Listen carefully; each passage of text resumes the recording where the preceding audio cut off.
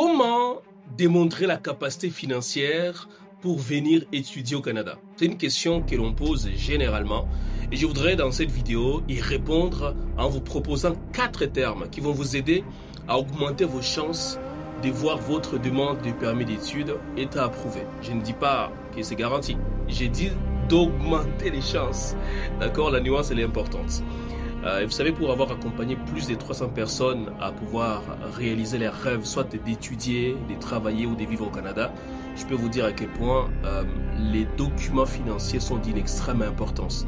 4 termes. Le premier, c'est les termes crédibles. Est-ce que la personne qui est votre garant financier est crédible? Est-ce qu'il y a un lien qui vous unit? Est-il votre père, votre mère, vos frères, vos sœurs?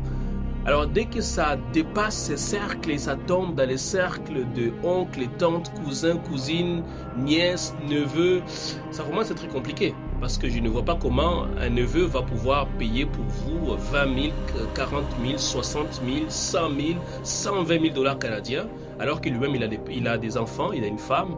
Ça serait compliqué à justifier. Donc la crédibilité vaut un pesant d'or, et les gens crédibles, ce sont entre autres les parents ainsi que les frères et sœurs.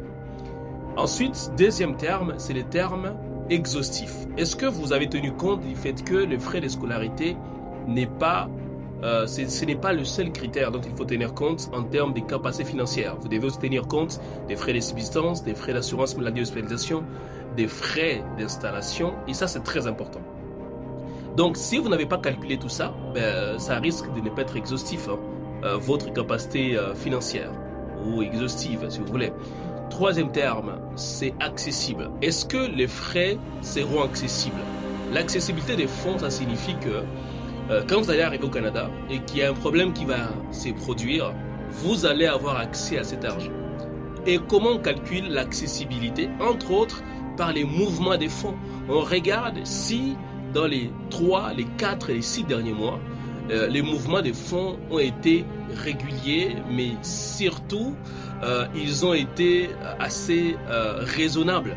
Pas des retraits de 40 000, de 60 000 dollars ou des dépôts de 40 000 dollars tout d'un coup. C'est ce qu'on appelle les parkings financiers. Les parkings financiers en termes techniques ici, c'est quand quelqu'un va pouvoir demander à tous les gens de son village de lui envoyer l'argent et de stocker ça en vue de déposer la demande du permis. Ça ne marche pas. Quatrième terme pour terminer, c'est la disponibilité. Est-ce que les fonds sont disponibles au moment où l'agent d'immigration analyse votre dossier? Si vous avez besoin d'aide, écrivez-moi dans la barre de description. Il y a un lien pour prendre rendez-vous. Me fera plaisir. À bientôt. www.etudy.ca. Mais en attendant, abonnez-vous à la chaîne. À très bientôt.